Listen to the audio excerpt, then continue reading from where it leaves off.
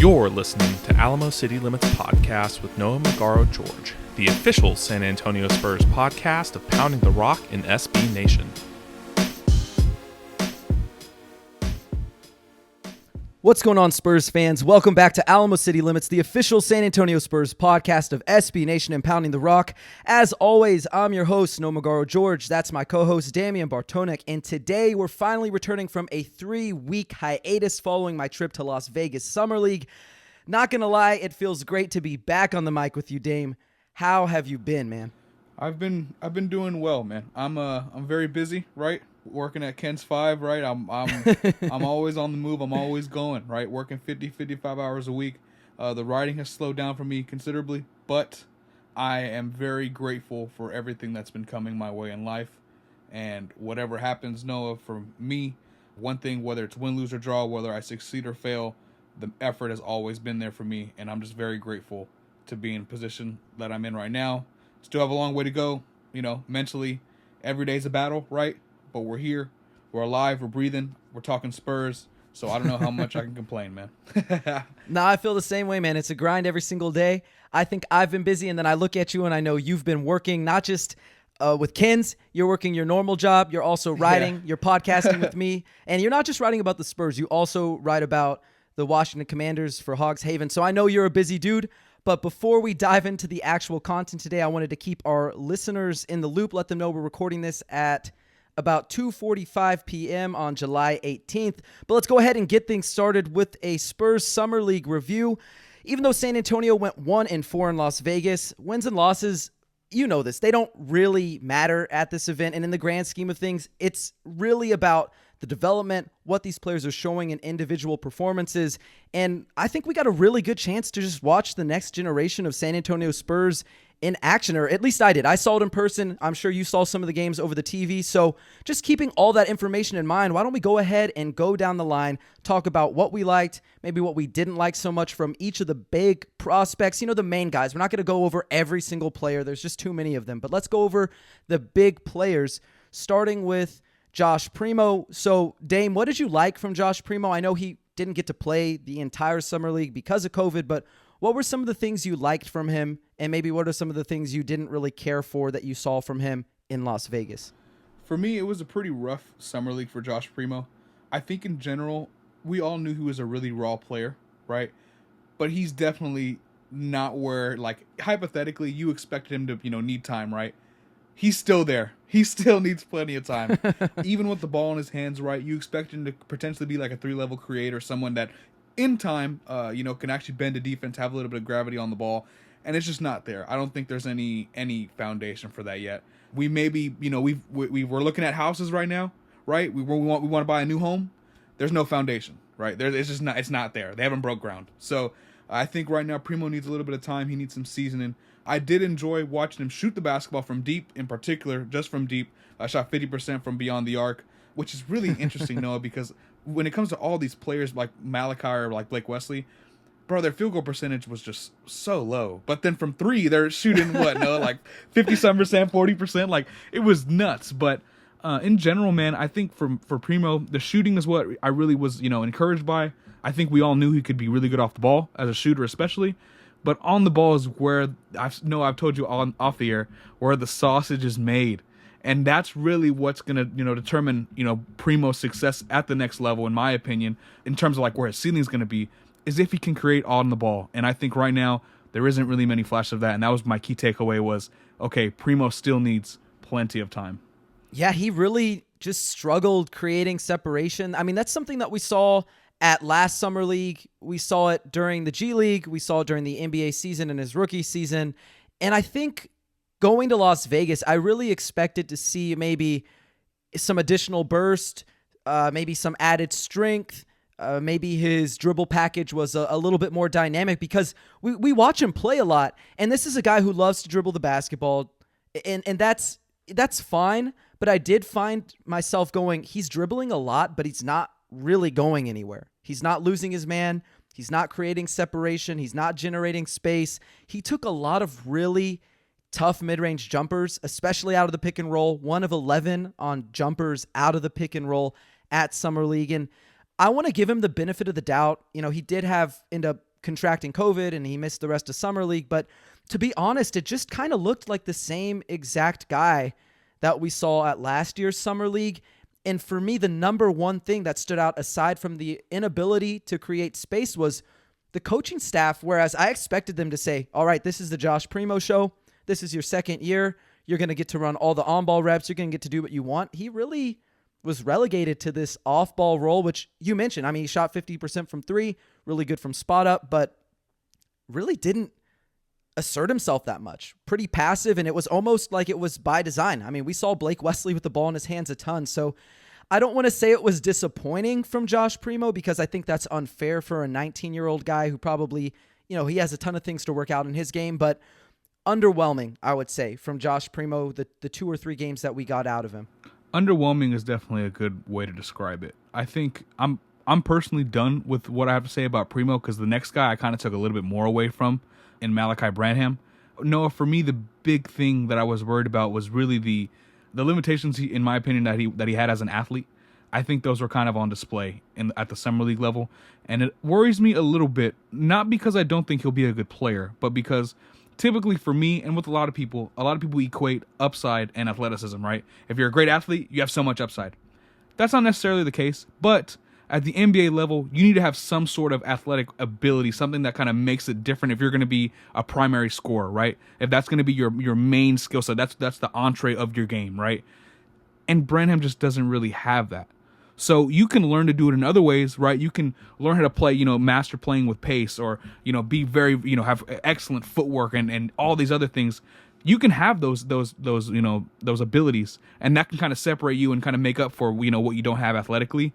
But no, I don't want to read too much into it, but it's a little discouraging to see him kind of struggle to take advantage of lesser competition like, what was that at the Summer League and not really pop like you would expect, right? Because we're going to talk about Blake Wesley later, and trust me, he's fun to watch, right? The numbers aren't very good, but he's fun to watch, and you see kind of a little foundation there, right?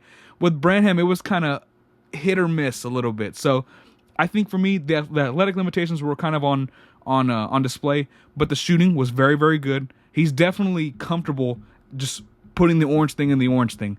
Really, the issue is, is he going to be able to athletically do that? Is he going to be able just in general to get to his spot at the next level? We'll see. Yeah, I don't know if I was super worried about that, only for one real reason. When I was watching the game, so if you watched him at Ohio State, you saw him there, right? Like, he got a ton of pick and roll reps. That was his bread and butter. Was, I think, in the 92nd or 93rd percentile as a pick and roll scorer in terms of his efficiency out of the pick and roll. And during Summer League, he got 5 pick and roll possessions as a ball handler. 5. Only 3 of them resulted in a shot. 1 of them resulted in a turnover. Another resulted in an assist. For a guy who, as we've already talked about, not a great athlete, probably just an average to slightly below average athlete, not just in terms of straight line speed, but also his ability to lift off the ground, especially in a crowd. You're not really doing him a lot of services, not getting him the ball in a position where he already knows he can thrive, right? So I felt like if anybody was going to struggle at Summer League, it was probably going to be Malaki, especially because we didn't really see him in an off-ball role at Ohio State. And we like to see maybe some more pick and roll possessions. I mean, that was something that I had tweeted about, I had talked about, I had written about. Like, it just feels like if this guy thrives out of the pick and roll, try to figure that out for him. Get him some of those reps, force feed him. I don't care. He was your highest first round pick at Summer League, obviously, because Jeremy Sohan did not play. He was out because of COVID as well, and we'll get into that later. But in terms of his athletic limitations, defensively, we knew that it was going to be a struggle. I did not realize it was going to be this much of a struggle. He looked really, really bad defensively at Summer League, out of place, late on rotations, continuing to stand upright, and he just doesn't have the foot speed, lateral mobility to recover back into plays, and he didn't always make that second or third effort to recover back into plays. And look, if his offense isn't going to outweigh his defensive shortcomings, and we've talked about this on other podcasts, how valuable can he be? So I have questions about him. The spot-up shooting was great, as you mentioned, 55% on spot-up threes, 86th percentile at Summer League. That's really promising, but you didn't draft Malaki Branham to be a spot-up shooter. You probably thought of him more as a secondary ball handler, a guy who can give you some juice off the bench. And right now, there are some legitimate questions about that. I'm not going to say I'm out on that. I just think there's still questions to be answered, and we're probably going to have to wait until it's a more structured setting in the NBA, in the G League, as opposed to this chaotic sort of atmosphere that Summer League kind of just brings. Yeah, and I love the point about the pick and roll stuff, because another guy in San Antonio that we saw that wasn't a great NBA athlete but was exceptional in the pick and roll was Derek White, right? Derek White wasn't a fantastic athlete by any means, right? And compared to the NBA level, obviously compared to me, Derek White blowing me out of the water. but at the NBA level, those pick and roll reps, especially just out of the pick and roll, can get you so many easy looks, especially if you're athletic limited, right? And in the modern NBA, the Spurs run pick and roll the most, right? So I would love to kind of see him in that role. And I think at the actual NBA level, I would imagine Noah, they would give him more reps. But it kind of doesn't make sense, because you'd be like, well, you would think in the summer league when there's nothing to play for, why not, right? What is there to lose? But it's just very interesting. Does that at all worry you about how they kind of envision it, like what his role will be? Or because it doesn't really make sense that they didn't do that. I don't know. Doesn't worry me too much, just because you look at the pace and they don't actually keep track of it on NBA.com like they do for regular season and preseason and some G League games. They keep track of pace. But you can tell, when you're watching these summer league games, it's such a frenetic pace. A lot of it is kind of like, okay, you're running some basic sets, but a lot of it is just impromptu offense, or, all right, we're running in transition. It's go, go, go, go, go, go, go. And for a guy who, we've talked about it, this dude, methodical, deliberate, he's getting to his spots, he's very patient. That is absolutely not in sync with what the summer league is all about. And I think that's the same reason we saw a different prospect like Johnny Davis, obviously not on the Spurs, but he also very much struggled at Summer League. And I think it looks different in a completely different setting. These guys are not playing like you would in the NBA. So I want to give him the benefit of the doubt for that reason. But again, there are some real questions with Malaki. I do want to see what he looks like against NBA athletes. Yeah, and it's funny you mentioned Johnny Davis, because a lot of my following is Commanders Twitter, and they're Wizards fans. Noah, Wizards Twitter, in the spare time I have to check Twitter, they are not happy with Johnny Davis's summer league performance. That's another discussion for another day. But one last point on Branham. I'm not comparing him to DeMar DeRozan, because DeMar is an exceptional athlete, but DeMar's also very patient. We know this. When it comes to just shot creation, he's very technical, very polished. So if Branham isn't the athlete that you would need him to be this exceptional kind of defense bending off the dribble presence, like I mentioned, if he can just learn how to master playing with pace, that's all you really need, right? Just to be successful, because you don't expect him to be Luka Doncic. But if you're expecting him to be off the bench to create some offense for you off the dribble, that's all you really need. Just be patient. You know how to get to your spots. Just outthink your opponent. Really, that's all it is. It's more mental than physical. And I think you can make something happen. So I would love to see him operate within the Spurs structure and at the actual NBA level. I'd like to see kind of Pop, do his thing, work his magic there. But like I said, I would say it was underwhelming for me. But I'm not going to sit here and say, oh, man, that was a terrible pick. It's just, at the Summer League level, it's kind of really hard to gauge what you're looking for. So it's kind of I'm not too worried, but I'm not overly impressed either. Yeah, and if I could offer any words of encouragement for Spurs fans when it comes to Malaki, is you look at what Coach Mitch Johnson was talking about in some of the press conferences, and he described Malaki as this kid who really wants to play basketball the right way. He wants to prove to this coaching staff that he's unselfish. He's going to make the extra pass. He's not going to force shots up. And he did that, but it almost felt like he deferred too much, right? And even Mitch was saying, I'm begging this guy to shoot the ball. Shoot it. Please shoot the ball. And if anything, that's encouraging to me, because it's showing you that he's going to put the team first before anything else. But in a summer league setting, again, you would really like to see him just take charge, be really decisive, because it did seem at times that he was just I'm not sure if I should pass, or if I should drive, or if I should shoot. And he traveled 4 or 5 times at Summer League, which that's not really a problem he had at Ohio State. When he was confident, he was the guy. And I'm not saying he lacks confidence, but I think he was a little indecisive playing with that much talent and just really trying to prove a point to the coaching staff. So I say the jury is out on him still. We don't really know where he is. And of course, we're probably going to have to wait a few years before we figure out who he is. But Branham, at least out of the first-round picks who played at Summer League, was the most efficient. Like, Josh Primo wasn't super efficient. And this next guy who we're talking about, Blake Wesley, was not very efficient either. So, Dame, what did you like from him? What did you think about Blake Wesley? Because obviously there were some really good signs there, but I just wanted to get your first kind of takeaways from actually getting to see Blake Wesley in a Spurs uniform playing organized basketball. Yeah, I was hoping either you or whoever's getting the transition to Blake Wesley. I already knew what I was going to say. I was literally going to say, Noah, who the complete opposite of that was in the Summer League was Blake Wesley. Everything you just mentioned, Blake Wesley was the opposite. I love his willingness to get the ball, put the ball in his hands, and try to get a bucket. You're going to have a funny quote you're going to mention later when we're discussing Blake about what he said, his role was, right? But I did enjoy seeing something that we don't see in San Antonio often, and that's someone that just says, give me the ball, I'm going to create, I'm going to look to get a bucket, right? We saw that pretty frequently. And to a fault, right? Because he had 14 shots blocked in the Summer League, and I can't believe I just read that. You know what I mean? Like, that's a ton. That's the most of anyone at Summer League. Dude, shooting 33% at the rim, that's the bottom 4th percentile. Like, yeah, he is as raw as we all expected, right? When I dropped my mock draft for Pounding the Rock, I had the Spurs taking Blake Wesley in one of my mocks. And I mentioned, right, he's an exceptional athlete. I think everyone saw that. Elite first step, very shifty, very fluid, a very solid athlete. I got to mention it because every time I feel like I do. Comp to DeJounte Murray very frequently.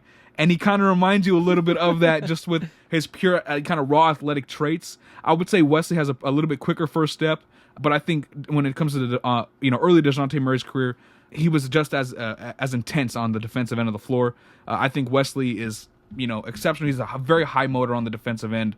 And I think that's kind of what really stood out to me is the athletic tools that he has, that he brings, his intensity on the defensive end of the floor, and his willingness to just create offense.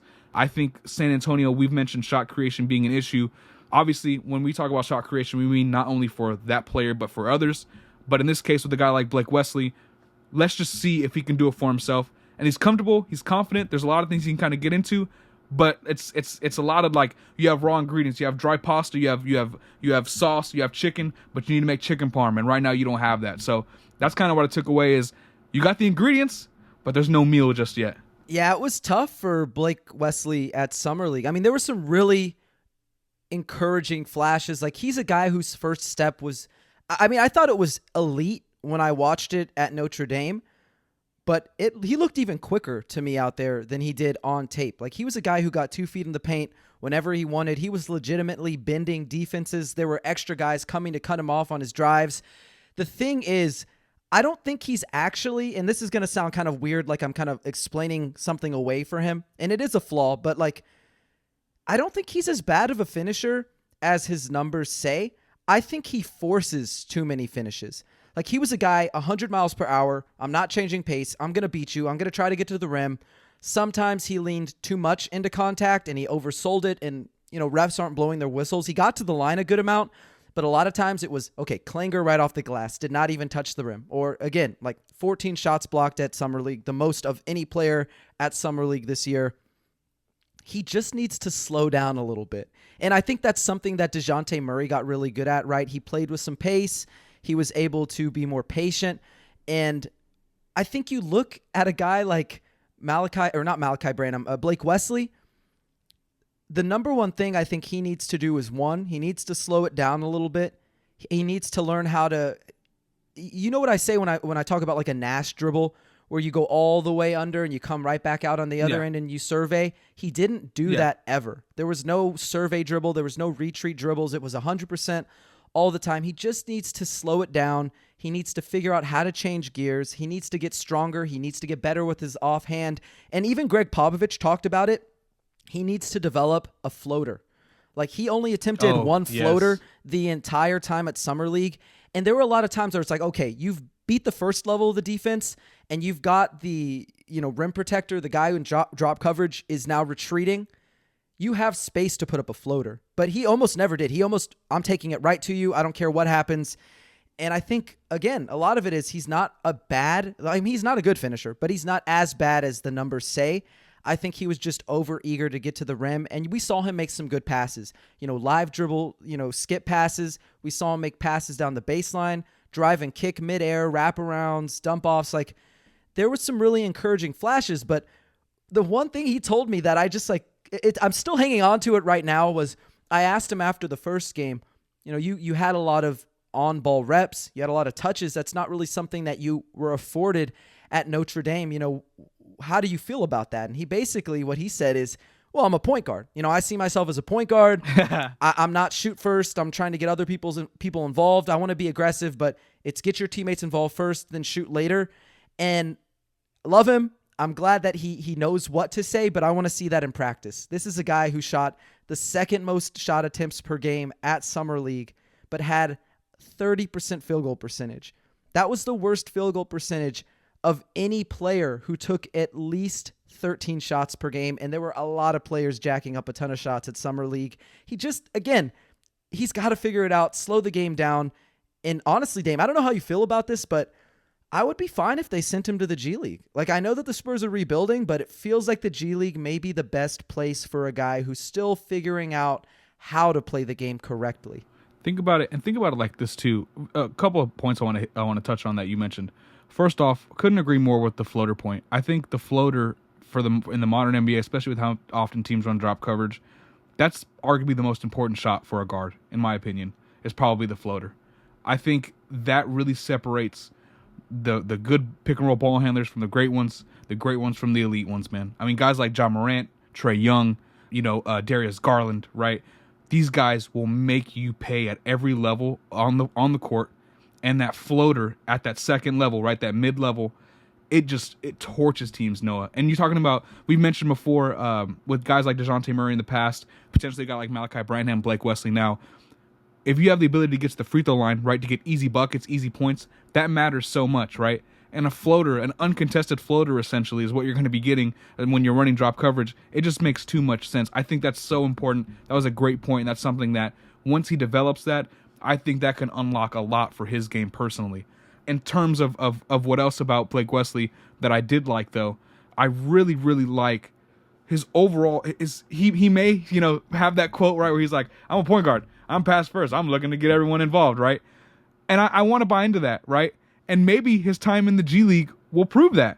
But I really think what the Spurs need and kind of where they're trending, if he never develops into being this pass first guard, I don't even think that's an issue. I think what the Spurs need to worry about is just finding out what his role is going to be. And if it's going to be a score first guard, it's going to be a score first guard. You live with it. Because he has a skill set that isn't currently present on this team. His athletic ability seems to really kind of be put together a little bit more than a guy like Lonnie Walker, who just signed with the Lakers. He seems like a different kind of athlete. They're both exceptional, but Lonnie's was a little bit more like chili in a pot, right? It only takes to the form that it's in. And Blake Wesley has a little bit more structure to his. You know what I mean? So I think a guy like Blake Wesley, an experience in the G League, could do a lot for him. And I know a lot of fans will be upset because they don't want that, right? They want to see him right now. Everyone wants right now, right now, right now. But patience is key, and when you're in a rebuild, you can't rush these things. So I think G League time for Blake Wesley would be very important. Absolutely. And then there's another guy who, just with the way that our rundown's written, this is another guy who is going to be in the G League, hands down. To me, there's no reason to rush him either. Dominic Barlow, they signed him to a two-way contract reportedly right after the draft, and then they officially announced it a few days into Summer League. He's a guy who I really liked. I had him, I believe, 53rd on my big board. He has the tools, unique fluidity. It can be a lob target, shoots the three ball a little bit, can put the ball on the floor a little bit, but he's not ready. I thought he had some nice flashes, just being really competitive with guys like James Wiseman, former number 2 overall pick, Jabari Smith Jr., the guy who was the 3rd overall pick this year. But you watch that last game against the Memphis Grizzlies, and I love this guy. This guy is going to be a good pro. But Kenneth Lofton Jr. absolutely took Dominic Barlow to school from the first tip to the final buzzer. I mean, it was barbecue every single time. Mm-hmm. Every single time. Bodied him. He had about 4 inches of a height disadvantage on a guy like Dominic Barlow, and he's moving him around like it was effortless. And to me, Like it's beyond just the frame for me. It's just the entire feel for the game. I just don't think Dominic Barlow is quite there yet, but the tools are intriguing. Dame, we'll talk more about him, or I'll talk more about him in a second, but what did you think of him? Did you get to see too much of him, and were you happy with what you saw? Do you think it's a good investment, that two-way, or you think it could have been used better? No, I don't think you could be upset with what, because so the big deal with me with Dominic Barlow, I know that was a guy you really liked. What really intrigued me was he kind of fits that like modern kind of 4 kind of spot where he's versatile on both ends, can do a little bit of everything, right? Kind of like jack of all trades, master of none. Solid defender, kind of just really good within a specific role, and I think that's valuable, right? The Spurs need that. But I think for me, I wouldn't mind if I'm a Spurs fan seeing him in the G League either. I think that would be valuable for him as well. And you mentioned, right? He looks just like how in Primo I said we're gonna need some time. There's no foundation there. Yeah, same thing with Dominic Barlow, right? And we're not expecting him to be, this next great player. But there's definitely something there in terms of looking at him, long term, that he can carve out a role for himself off the bench, right? We're talking about a team, a developmental team in San Antonio that has done a lot of great things. And I think for a guy like Dominic Barlow, who has a skill set that, you can be versatile on both ends. You can defend multiple positions. You can shoot a little bit, put the ball on the floor a little bit. Hey, there's opportunity there. And he's going to get it whether it's in Austin or San Antonio, because neither of them are going to be competing. So I think it would be fine. And I think giving him a two-way, man, I think it makes all the sense in the world. Why not? I know there's one guy I was kind of shocked that the Darius Days thing was kind of interesting. I didn't think that was going to happen. We'll talk about it later. But Dominic Barlow on a two-way, I think it makes a lot of sense. I think it does too. He's 6'10". He can put the ball on the floor a little bit. He's pretty fluid running the open floor. Like, he's going to be a threat in transition, a lob threat in transition. He's a good spot-up three-point shooter. And I think overall, he wasn't great in Summer League, but I think because Sochan was obviously not there at Summer League, playing at Summer League, and the Spurs roster, at least at Summer League, was very small, he was sort of miscast as this traditional drop coverage center. And I don't think he's actually a center. I think he's probably a power forward. I don't think he has a lot of position flex. I don't think he's going to be a bigger wing. I don't think he's going to be a center. I think he's really just a 4, a guy who can be perimeter oriented. He looked really comfortable sliding his feet on the perimeter with bigger wings. He looked comfortable shooting shots, mid-range shots, little pick and pop shots. He didn't take any threes at Summer League, but that was something that he did a lot of with that Overtime Elite program. So I think his role was just kind of misplaced because of who was on the roster and who was available for the San Antonio Spurs there in Las Vegas. But I'm pretty comfortable saying that he will eventually get to a place where he will be a serviceable player, a good player. So just be patient. He's another one of those 19-year-olds, and he was undrafted. The expectations here should be not low, because I'm not saying he won't be anything, but they should be low relative to a guy who went in the first round or the second round. Just be patient with Dominic Barlow, because I think he's not ready right now. He's just not ready. Yeah, and for example, relative to a guy like Jeremy Sochan, who the expectations should not be in the same galaxy, right? NASA just released that picture of that crazy picture out in space. Yeah, if we're right here, they need to be somewhere over there. They shouldn't be close together. So, yeah, speaking of Sochan, he's a guy that missed, all of Summer League as a precaution, entering health and safety protocols before training camp. And no, I was a little disappointed, man. I liked Jeremy Sochan a lot coming out.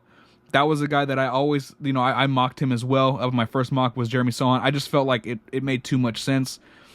And there's just so much to work with. I feel like he offers you so much. I'm really buying into the passing upside, the defensive, versatility. I just think, and I don't know, Noah, every time I think of modern 4s, right, that can do a little bit of everything, Thad Young is the first guy I think of all the time. So I hope I'm not jinxing this, but literally I just imagine plus version of Thad Young. And I think that would be fantastic for the Spurs. I think that'd be a great 9th overall pick, right?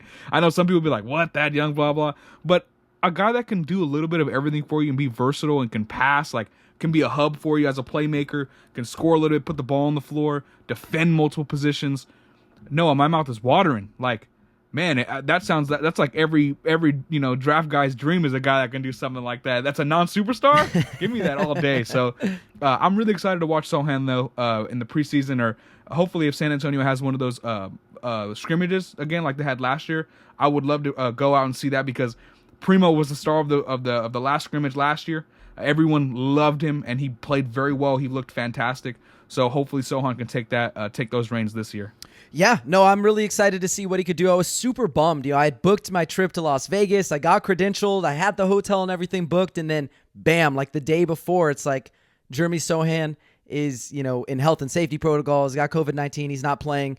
And they said that, he was healthy and that he could have played. He cleared protocols in time to play, but they didn't want to rush him back. I understand. He was there at the practices. He was learning the playbook. He was taking part in the action during the practices. So we're going to have to wait a little bit longer to see him. Another guy who missed all of Summer League, Joe Wiesecamp. It was the final practice right before Summer League started, stepped on a teammate's ankle, sprained his right ankle, was in a walking boot at the Las Vegas Aces game, and then he just didn't end up playing any game. So that was a little bit disappointing because I think out of all of these guys who we've talked about, Barlow, Sohan, Wesley, Primo, even a guy like Branham, like they're going to have time to prove themselves. But I feel like out of all these young guys we just talked about, Joe Wiesecamp probably had the most to prove. He's a second-round pick. He's a little bit older. He's going to be 23 this year. He's coming off a year that, I don't want to say it was disappointing or underwhelming or anything. He just didn't really get to play that much, right? He spent most of the year in the G League and he got the scraps in the NBA when it was a blowout. Didn't matter. Those numbers are virtually useless, but just felt like he had the most to lose here. And I really would have loved to see him play, but we'll continue moving things on. We know that Pop in the front office signed Dominic Barlow to a two-way contract pretty early into Summer League, and that means they just have one more left. The roster is pretty much full at this point. And I thought there were a lot of guys who were standouts at Summer League. I thought, hey, these are guys who could probably earn that last spot. You mentioned him earlier, Darius Days. I was pretty disappointed. Like, he was one of my favorite guys on that Summer League roster. I'm happy for him that he signed with the Miami Heat. He's from Gainesville, Florida, so it's kind of like a hometown team reunion kind of thing. But Dame, I don't want to be too critical of the Spurs, but I just don't know how you let somebody like that who played really well at a position of need, I may add, just kind of just basically walk for nothing. Like, it was tough to see him sign with another team. Yeah, he looked fantastic, man. Obviously I'm not saying he's Michael Jordan, right? But no, he just looked so solid. Like, a little bit of everything you need, right? Shot 37.5% from deep, 55.6% from the field. Like you said, nightly double-double, right? No matter what it is, it's a double-double. It's in and out, right? In and out, Like, I enjoyed watching him. And I mentioned how I think about the 6'7", like, modern forward, Thad Young. I'm just like, Thad Young again, like Thad Young right there, oh no, yeah. It was definitely a little disappointing because I felt like that would just have been like the perfect addition for you, right? Because he could play right now. I think he could play for you right now at the NBA level. Absolutely. I don't think there's any worry about that. And they let him walk, so no, we don't get paid to sign people, so I guess we can just leave it at that. Oh my, he was really just like the quintessential role player, the guy who you want on your team. Low usage, high efficiency, makes everybody better. He just knows his role, plays it, doesn't complain. And to be honest with you, because I was able to do the media thing credentialed in person in Las Vegas this year, they only had in-person media for the Spurs, and he was so friendly. Like, to be honest, my favorite guy out of all the guys, and I'm not saying I didn't like Malaki and I didn't like Wesley or any of the other guys we spoke to in person, but Darius Days just had this charisma about him, really nice, remembered our names, dapped us up when he saw us, shook our hands at the press conferences. And when the teammates were asked about him, they were like, oh, he's goofy, he's hilarious, we love him, he brings the locker room together. Like, I know that the Spurs aren't trying to win anything probably this year, but just feels like another addition that just would have been really nice. And we don't have to harp on it. We can move on. What did you think about DJ Stewart Jr.? I know the Spurs don't really need another guard, but I think he should be a candidate for this final two-way spot. Yeah, I think for me, you saw his just athletic tools as well. I think coming out, we all knew he was going to be a really good athlete. Moved well without the ball. There was a couple, I believe it was their final game. Was it yesterday or the day prior? I saw him make a couple spot-up threes as well. I think in general, he's just a really solid player. They might not need another guard, but like you mentioned, another two-way spot. it makes some sense there as well. I think for a guy like DJ Stewart, the athleticism is what really stood out to me above all. But I think that's kind of all I could really take from it, because I don't think he's someone that, projecting, you could say, oh, it's not like a Darius Days where you watch him, you're like, hey, this guy has a little bit of something that you can kind of envision him seeing him play right now, right, for the Spurs in October. For a guy like DJ Stewart, it's probably not likely, but I mean, hey, it's a two-way spot, and who knows? Yeah, DJ Stewart was a guy who stood out to me, and I agree his athleticism was pretty, it stood out. It stood out among a lot of the other guys who were there, and all these guys at Summer League are young, they're good athletes, but he stood out in that aspect. I just felt like he's another one of those guys who you can see just playing a role as, again, low usage, high efficiency. He moved well without the ball, he relocated, he used screens, he cut to get open, rarely just stood around waiting for something to happen for him. And he was a good spot-up shooter. It was limited attempts. I think he was something like 7 of 9 on his spot-up threes, but you can't fault him for the small sample size. He did exactly what you want somebody to do when the ball was in his hands. Spot up well, attack closeouts. He was able to kick it off of drives. He moved the ball well. Just makes the extra pass unselfish. He feels like a role player. The Spurs don't really need a role player at the 2, and I think for that reason, he's probably off my list of guys who they should bring in with the two-way. He should be in consideration. I think there will be better options. We'll move on to Robert Woodard, who I think had a really, really, really rough time at Summer League. We had watched him play with the G League team a few years ago when the Sacramento Kings flex assigned him to the Austin Spurs because they didn't send anybody that G League bubble, and he looked pretty good, but he just was not great. I don't know how else to say it, but offensively, it was kind of a train wreck. So I'll ask you, what did you see from him? And of course, we'll hit on the positives in a minute, but what did you see from him, if anything, that you liked? Yeah, so shout out to Devin, Pounding the Rock writer. I don't know if you remember this, Noah, but in the 2020 draft, Robert Woodard was like his guy. That was like the guy he wanted the Spurs to get in the second round. And he was an exceptional shooter, right? At the collegiate level, his final year at least. It was limited attempts, only like 2.5 attempts a game, I believe. But, shooting 42% from deep. In Vegas, he was only shooting 20. He only made 24% of his attempts in general. I don't know where the drop off happened or what. I don't know. I don't know where it went. Where did the shooting go? I don't know. But all I know is that he's versatile. He was the guy that coming out, I thought, defensively you'd see a lot, and you did see a little bit of flash there. He held his assignments to 18% shooting. That ranked in the 97th percentile. So he's obviously versatile defensively, right? But offensively, is he going to be that good at the NBA or the G League level that it outweighs his offensive, missteppings? Who knows, right? But I think Robert Woodard's a guy. If you're going to offer him, a two-way or whatever the case may be with that, it makes sense as well. Like you mentioned, position of need. He's someone that you could use potentially at the NBA level with some proper development. But I think right now, man, offensively is what really worried me. And I'm an offensive-minded guy, Noah. I might be a little biased there. My favorite player in the league, the best player in the league to me is Luka Doncic, right? Just the way I like basketball, So I could be a little bit too offensive-minded and my bias is showing. But, yeah, I just think I think there's something to like there, but I can't take too much away from it. Yeah, it was really rough. Besides shooting 24.3% in Vegas, he also only shot 17.3% from 3 on spot-up attempts. He's a guy who you can see there's a little bit of ball handling. He had this one really beautiful possession where he attacked a hard closeout, which I was confused about because if you know anything about Robert Woodard, he hasn't shot well since he was in college. So there was no reason for the closeout. But regardless, he sees the hard closeout. He puts the ball on the floor. A help defender rotates over. He gives him a spin move off of their shoulder, finishes right at the rim. And it's for a guy who's about 6'8", 220-something pounds, legitimate 3-4, combo forward, that's an impressive move. But it was just, there's not enough of those flashes. He wasn't knocking down open shots. He wasn't shooting well off the dribble. He forced a lot of tough shots. And the one thing that really stood out above all was he only finished 23% of his shots at the rim. Granted, on really, really low volume.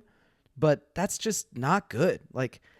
I don't expect it to be that bad. It wasn't that bad in the G League. It wasn't that bad in limited sample size in the NBA. But for a guy who you mentioned, clearly there's some defensive versatility, really strong, can wall off drives, got good length, can be disruptive. But I'm just not sure the defense is going to be versatile enough that he's guarding, 1, 2, 5. Like, he's probably only going to guard 3s and 4s.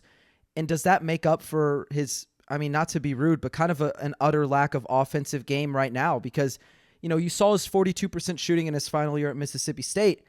And one of the things that is really hard to translate for guys who have a slower shooting motion is that accuracy. We saw it with Joe Wiesecamp, and we'll talk about him in a minute. But when you get to the NBA, guys are longer, they're faster, they're smarter. You're not going to have the luxury of being able to have a slow load up unless you are strictly a spot up shooter and nobody's covering you. And if at that point, if no one's covering you, it's because you're not a good shooter. So it's going to be tough for Robert Woodard. We won't continue to pile onto him. I don't think he's the guy who should be the final two-way. Jordan Hall, actually, in my opinion, was the guy who I thought was the front runner to get it. He was, I think, 40-something on my big board. I don't have the exact number in front of me. 6'8", point forward, shoots the ball well, plays good defense. To me, that was like, hey, no-brainer. Like, the Spurs need more playmakers. They can use more defenders. They could use more shooters. This guy's 20 years old. Why not? And Dame, again, like, kind of the theme with a lot of these guys, just didn't really live up to the billing. Like, it's not that he was awful for every minute he was out there, but just wasn't great either. Yeah, and I remember I think it was when we had Benjamin Bornstein on, I believe. We talked about Jordan Hall a little bit, and I talked about a little bit of Kyle Anderson, right? I was like, I kind of see it a little bit, right? I like that kind of jumbo playmaker. Yeah. I think that role is another thing the Spurs don't have that they could use. Like you mentioned, they could use playmaking. And especially from that kind of that 4 spot, 3-4, he's kind of like a little tweener to me. I really thought, Noah, you could see something there. But it just wasn't.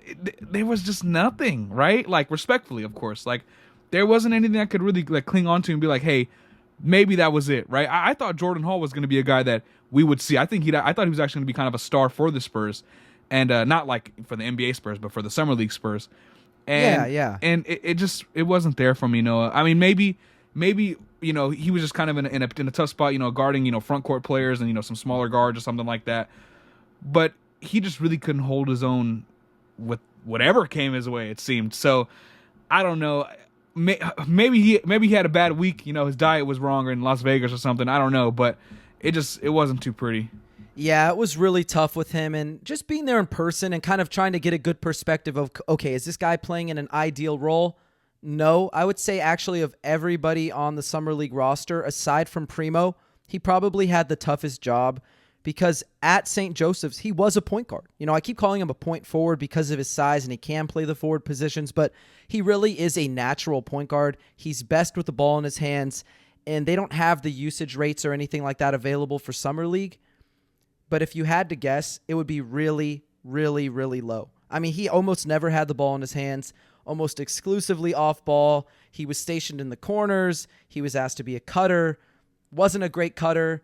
Didn't hit the 3-ball very well, which is surprising because he was actually a pretty good shooter at St. Joe's. I think Joseph's rather. He shot about 36 or 37% in both seasons. So just didn't shoot the ball well. Looked awkward when the ball wasn't in his hands. And then those few opportunities he did have the ball in his hands, there wasn't any magic being made. There were a lot of turnovers, a lot of miscommunications with teammates. And it just felt like this perfect storm, or I guess imperfect storm for him to be bad. And I think that's why he wasn't so good at Summer League, just because he was playing a really tough role. And as you mentioned, like, he's a guy who's probably best suited guarding, 3, 4. And too often he was playing like power forward out there, guarding 4, 5. And then when Malaki or if Wesley were not on the floor, they said, okay, once Josh Primo went down, they said, okay, 2s and 1s, go guard 2s and 1s. And they blew by him like every possession. And just, I don't love making excuses for guys, but I think he has genuine explanations for why he wasn't good. And so for me, I think he should still be a candidate to get that spot, but clearly the Spurs staff, and I don't want to speak too much on their behalf, but it did seem like they lost confidence in him. He played less minutes every, following game. It just didn't work out for him. Maybe they bring him back, maybe they figure something out. And this leaves us with our last guy, Joe Wiesecamp, who did not play a single minute of Summer League basketball because of that ankle sprain. And for me, in some ways it was a curse because he had a lot to prove, but in some ways it was a blessing because he's still a question mark, right? He didn't get to prove whether he made strides as a shooter, as a defender. And so, Dame, my question to you is, would he still be the guy to give it to? Because I ran a poll on Spurs Twitter Right now, he's the overwhelming favorite. He's like 52% of the votes think that he should be the guy who gets the final two-way. So I'll ask you, are you part of the crowd who thinks he should get the final two-way, or do you think you've seen enough from Joe Wiesecamp after 1 year? I know that's a tough question. I don't want to put you in an awkward spot. Yeah, I think it's between him and Jordan Hall probably. The thing with Wiesecamp, though, I just feel like that skill set is just going to become a dinosaur. Like, I understand the shooting was what you really wanted, but I think if you're unable to be at least a somewhat competent, just an average defender, right? I don't know how you play any significant minutes in the modern NBA. Duncan Robinson just got paid $90 million and I almost saw the floor more than he did, right? Not to say, and Duncan Robinson is much better than Joe Wiesecamp, right? So that's why I'm like, I wouldn't mind going with, if I was San Antonio, going with Jordan Hall, because I think there's something that he can offer that, in my opinion, is just as valuable, if not more valuable, right? I like the jumbo playmaking, upside. I like the defensive upside there. I think it's just a little bit more versatile, and I think it can offer something like shooting, in my opinion, is a dime a dozen in the modern NBA. Jumbo playmaking, defensive versatility, I think that's more important right now, just in my opinion. At the same time, I know it sounds like I'm giving up on him, but I think if they did land with Wiesecamp, they rolled with him again, that would make sense too, because he shot he shot 34% from threes across the 69 games of the NBA, G League, Summer League, preseason games as a rookie. But if you're only shooting 34% and you're a big minus defender, why not just give it to the guy who can potentially be better than that in a multitude of other areas that are more valuable? You get what I'm saying?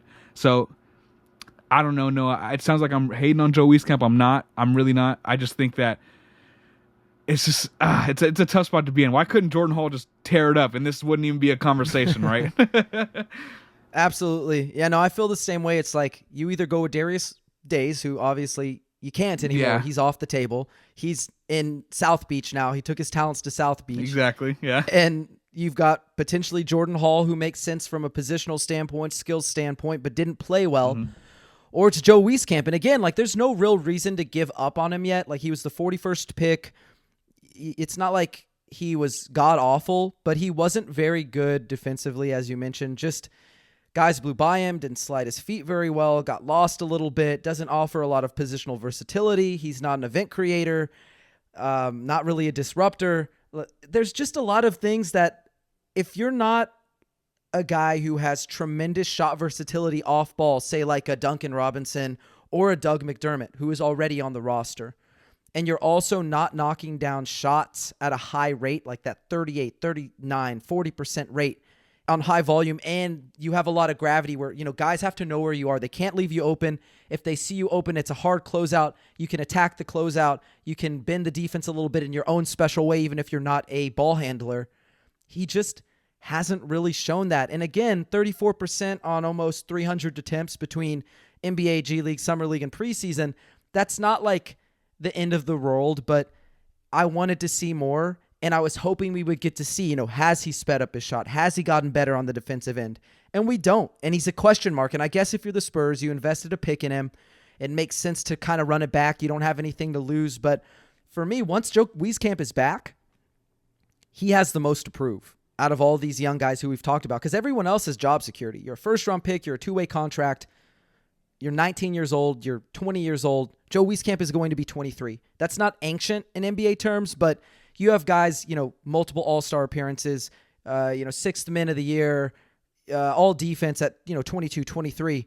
He's trying to figure out how to carve out a role in the NBA. Can he do that? Can he do that for a rebuilding team? And if he can't, I think at the end of the season, if he ends up getting that two-way, he's probably the first guy to go. So I'm rooting for Joe. I hope he shows more. I hope he sped up the shot. I hope he's a little more accurate. He has a little bit more shot versatility coming off screens, in transition, running around the court, relocating. But we'll have to see, because there just isn't anything right now that suggests that Joe Wiesecamp is that dude who absolutely deserves it. But I think by default he may get it, and I'm hoping he gets a chance to prove it. Now, we'll move on again. We spent a lot of time talking about the two-way guys, and we can talk about some of the more significant things to happen, because Las Vegas Summer League was not the only event to go down since we last recorded. 3 weeks have passed since then, and our previous podcast was all about the DeJounte Murray trade. And General Manager Brian Wright, he continued making moves. Now, they weren't huge moves, but let's go ahead and tackle the news of every one of these moves one by one, and I'll let you choose where you want to start. We have about 5 things to cover. We won't go too in-depth on any of them, but I'll let you pick where you want to start. Yeah, we'll do some quick hitters. So I'm going to start first with, I think, the thing that I kind of, I didn't campaign for, obviously, but I definitely discussed it a good bit. The Spurs rescinded their qualifying offer for Lonnie Walker IV. He ended up signing with the Lakers. The Spurs ended up waiving Danilo Gallinari, all-time Spur, legendary Spur Danilo Gallinari.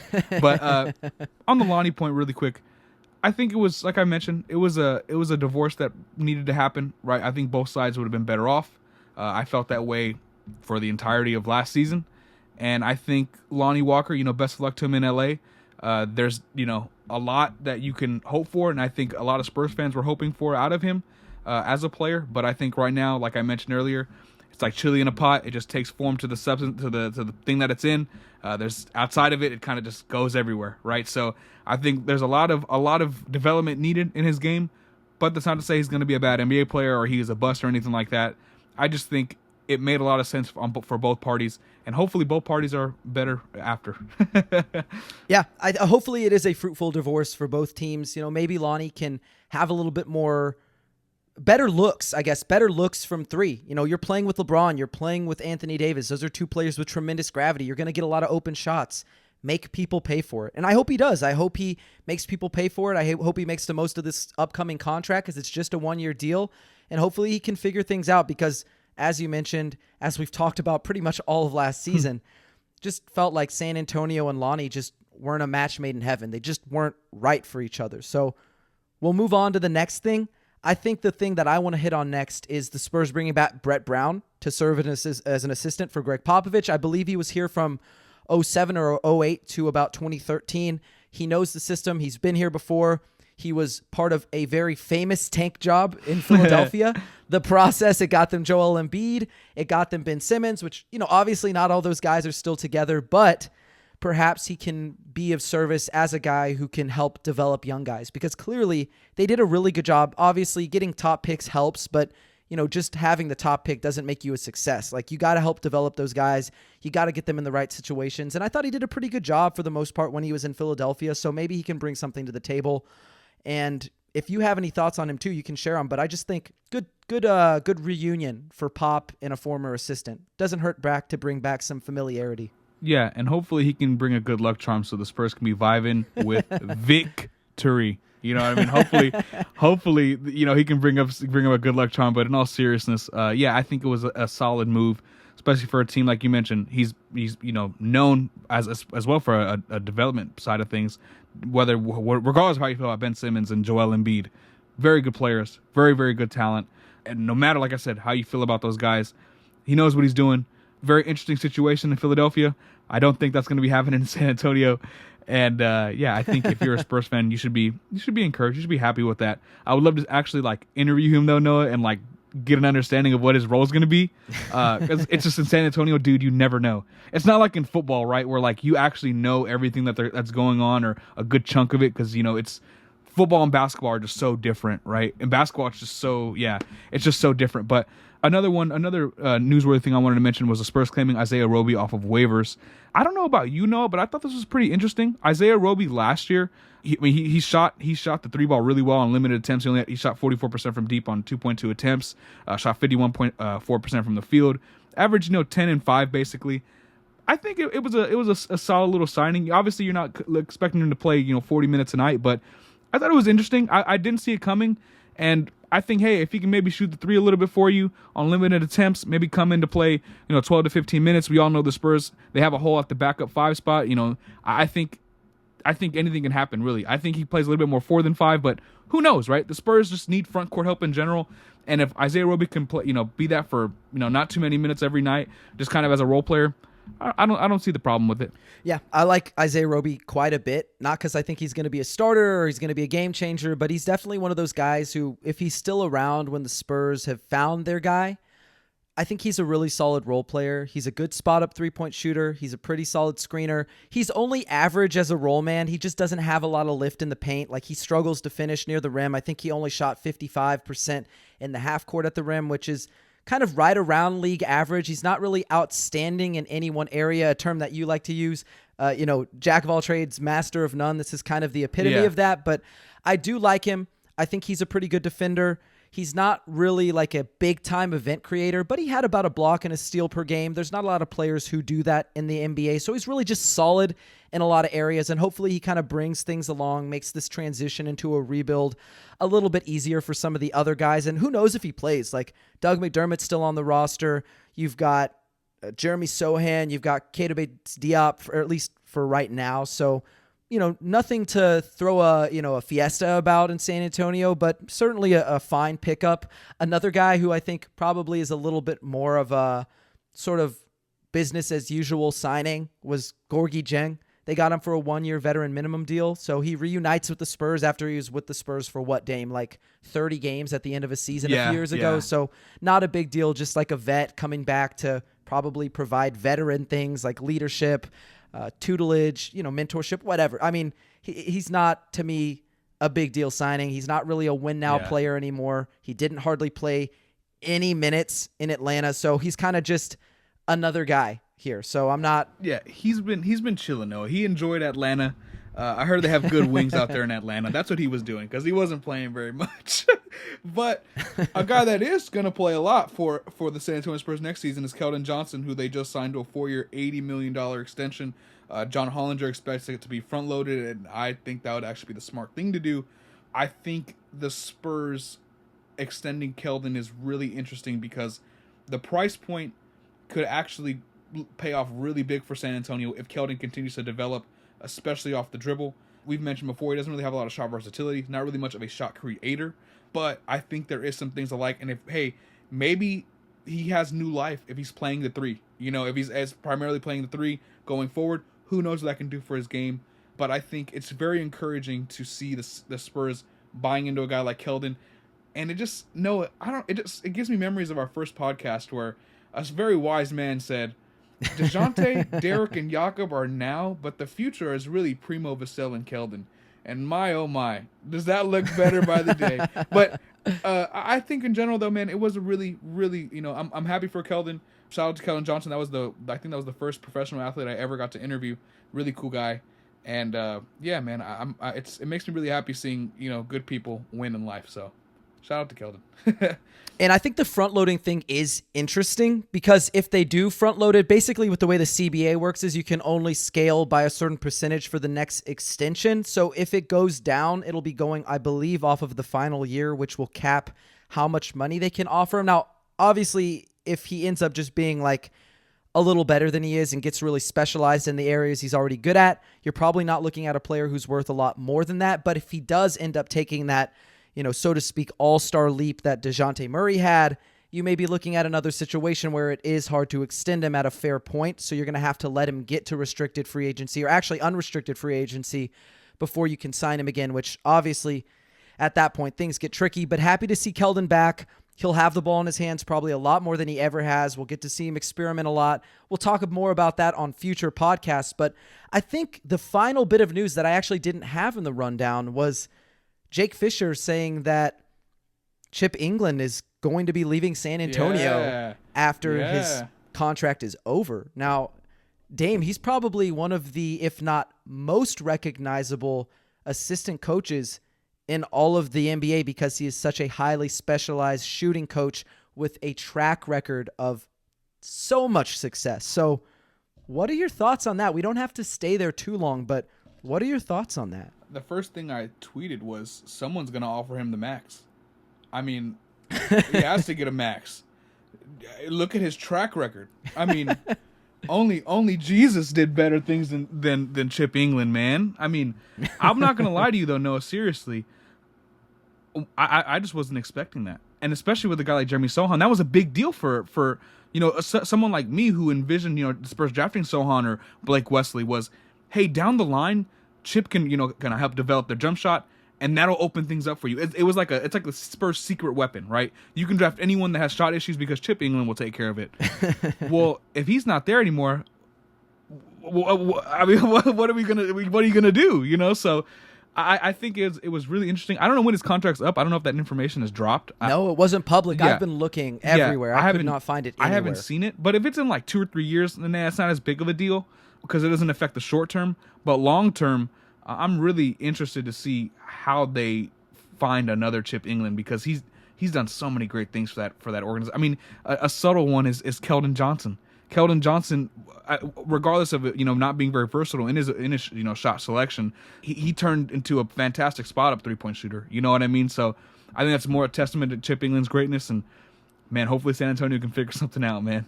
Yeah, really the only shooting coach who even has that sort of prestige is Fred Vinson in New Orleans. And honestly, if you're working with like the Zion Williamsons of the world, and you've also got yourself, CJ McCollum there, and a plethora of really good young players, including Dyson Daniels, Trey Murphy, Jackson Hayes, like you're probably not looking to leave to join San Antonio. So it will be interesting to see where they land and when Chip England is gone. Like that'll be really vital information once we finally figure that out. But before we close things out, I want to hit on one last thing. And Dame, a lot has been made about the Spurs being able to open up as much as $35.8 million in cap space still this offseason if they renounce their rights to Joe Wiesecamp and they waive Trey Jones and Keita Bates-Diop. Pretty much every major free agent, though, is already off the market at this point. But Adrian Wojnarowski had talked about on TV how the Spurs could be this player as a third party to help facilitate a Kevin Durant or Kyrie Irving trade. Should the Spurs be interested in latching themselves onto a deal that doesn't land them that superstar? And in your opinion, yes or no, why? Yeah, 1,000,000%. If they're going to get draft picks out of it, 1,000,000%. Like the Russell Westbrook thing in particular, if it's rumored the Spurs are going to get the 2027 first-round pick, and it's apparently unprotected, or 2029 first-round pick, yeah, you take that all day. Because, number one, shout out to Trevor Wrights, a good friend of the show, one of my favorite people on planet Earth. He said that if the Spurs got Russell Westbrook, it would take you out of the sweepstakes, like for tanking, like for Victor or Scoot Henderson or whatever the case may be. Respectfully, this team is not good. I don't care who you have as the best player, unless Michael Jordan and LeBron are coming to San Antonio. Russell Westbrook, Brian Westbrook, doesn't matter what Westbrook, is not making this team anything better than a 14th, 13th seed, right, in the Western Conference. They're not a good team. So if Russell Westbrook comes here, it's going to be entertaining basketball. You're going to have something fun to watch, but they're not going to win very many games regardless. And it's not even guaranteed if you do trade for Russell Westbrook that he has to play for you. So I think San Antonio should be all in on a deal that if they're like the kind of the salary dump team that gets draft picks out of it, man, that's rebuilding 101. What team wouldn't do that? Or come on, Noah, like, I don't know if I'm crazy because I tweeted that out loud and people were talking to me like I was crazy. But I was like, man, if I'm San Antonio, sign me up. Where do I go? How does this happen? I'll pick up Russ from the airport right now. So yeah, that's what I would do personally, though. I tweeted out something similar, and I agree with you 100%. Like, there's no reason if you're going to get draft capital, even if it's limited, like even if it's just 1 year or 2 years and it's way down the road, who cares? It's draft capital. It's unprotected draft capital. That's what you should be after. In regards to Russell Westbrook, people I think are acting like the Spurs couldn't do the same thing that the Rockets just did with John Wall, where you either A, just buy him out in the final year of his deal because who cares? It's not going to impact you long-term financially. It's a 1-year deal. Or you can sit him at the end of the bench and just let that contract expire. Now, I don't expect the Spurs to do that. They have more respect for guys than that, I think. They're going to look to get you to a better situation, so I would anticipate a buyout. But to be honest, just facilitating that, building good will with other teams, good reputation with other teams, doing them a favor, maybe they do you a favor down the line. And I think one of the underrated aspects of this is, look, we've talked about him a lot. I love Doug McDermott. I think he can be a very useful player to a contender or a playoff team, but I think he's virtually useless to a rebuilding team. And he's a guy who's going to be on your books, I believe, another 2 or 3 years. If you can move him to, say, the Nets to make it work financially, or the Lakers to make it work financially, you've just got a ton of money off the books, and you could use that in, maybe a year, 2 years. Who knows? Like, to me, it just makes sense to facilitate something and set yourself up for a rebuild where there's not like awkward questions like, why is Doug McDermott on this roster? and he's not playing? Or why is a 30-year-old Doug McDermott playing, 25 minutes per game? Or why is Josh Richardson? Like, there are vets that I think are worth keeping around. For example, Josh Richardson. I think he's a guy, excellent leader, great locker room presence, played his role, doesn't have a lot of touches, pretty efficient player. And Jakob Poeltl, I know people are ready to say, well, he's older than 25 or 26. It's time to get him out the door. But to be honest with you, he makes everyone's job easier. He makes up for defensive mistakes. He was a guy who faced the most shot contests in the NBA, contested the most shots in the NBA last season. And the Spurs had the second most shots attempted against them at the rim. And who was there to clean up the mistakes? It was Jakob Poeltl. And for a team that, look, they're not going to be good, but you can at least be competitive and not have it be debilitating, the losses, Jakob Poeltl makes sense. And if you want to move on from Richardson and Poeltl or even McDermott at the trade deadline, do it. But I think just to ease guys into this rebuild, you don't want it to be a situation where it's just demoralizing loss after demoralizing loss every single night. You don't want that. Like, there is a point to losing, but there is, and I know it sounds kind of counterintuitive and like an oxymoron, but losing the right way. Exactly. And I think these guys kind of help you lose the right way while fostering development. So I think those are my last thoughts on that, but I'd love to hear any final thoughts that you have. No, that was a great point. That final sentence was beautiful. That's exactly what I believe. Jakob Poeltl, I know I mentioned that I think that he's I said that he was not going to be the future, but he is a guy that encompasses everything that you want in a rebuild. Josh Richardson, same thing as well. I mean, I'm not going to judge an interview for everything, but it seems like Josh Primo really took a lot from Josh Richardson being there. And if a guy like Primo is taking that from a guy like that, who knows how the rest of the guys are taking it. So I think both those guys are true glue guys, true locker room guys that don't require much attention, and they complement anything that you need. And so if you're going to stick to guys and have people be here for the long haul, people of the ilk of Poeltl and Richardson make a ton of sense. Absolutely. And I think one of the last things that I will say here is at Summer League, I talked to somebody about, what is the value of keeping veterans around for a rebuild? Because it always seems like there's like one or two on every rebuilding team. And the thing that they told me, and I don't know why I'd never thought of it before, because it's actually like a pretty obvious thing, but when you have this many 19, 20, 21-year-olds and you're losing games and you're rebuilding and it's like, all right, it's my chance to shine. It's my time to shine. I'm going to go get those buckets. I'm going to be the guy. You're now facing a bunch of young guys who are trying to prove themselves, and it's unchecked. There are egos. There are personalities that need to be managed. And I'm not saying anybody's like a toxic person on the Spurs roster or any of the young guys are bad people. But naturally, when you have that many young people, it is going to be chaotic. And you need those voices in their ear, voices of reason, people who have been there before, people who have already built routines. And I think that's why it was so important, even though the DeJounte era was very short-lived. I think it was very important for guys like DeMar DeRozan, Rudy Gay, Patty Mills to be around because they are your just prototypical professional. They come in there, they have their routines, they know what their job is, they know what role they need to play, and they're going to be mentors for the young guys. So I think that's a really underrated part about keeping these guys around. But I think that's all we have for today. So Dame, thank you for hopping on the mic with me for another pod. So, man, it's been 3 weeks. We won't let it be 3 weeks again. But go ahead and plug anything you want. Let Spurs fans know where they can follow you on social media and where they can find all of your basketball, football, great day essay content. Yeah, go ahead and follow me on Twitter, y'all, at DA Bartonek. That's at DABARTONEK. The content from me in terms of Twitter and writing has slowed down a bit because, like Noah mentioned, I'm an intern at Ken's 5, and y'all know TV is something that I've always wanted to work in, so I got to make sure I'm giving everything I can to make the most out of this opportunity. So shout out to the team over there too. They're the best team I could ever ask for. Noah, shout out to you, bro, for being patient and hopping on the pod with me, bro. I love doing this. I couldn't ask for a better co-host. I appreciate it, bro. It was dope. Love the time. Shout out to Pounding the Rock, J.R. Wilco, everyone there. Keep showing us love. Absolutely, yeah. And I really do appreciate you, Dame, and really everybody at SB Nation, Pounding the Rock, getting to do this podcast weekly with you. It's honestly one of my favorite parts of the week, and just thought it's worth sharing with everybody that all the people who make this possible. I mean, they're helping support not just Dame, but also a dream of mine. I'm trying to go places as well. Dame's trying to go places. Clearly, he's getting stuff done right now. I feel the same way. I just came back from Las Vegas. He's doing a really big internship with Great Day Essays, so Really proud of everybody at Pounding the Rock. But if you want to find me, you can find me at @n_Magaro, Magaro on Twitter. You can find both me and Dame on Pounding the Rock.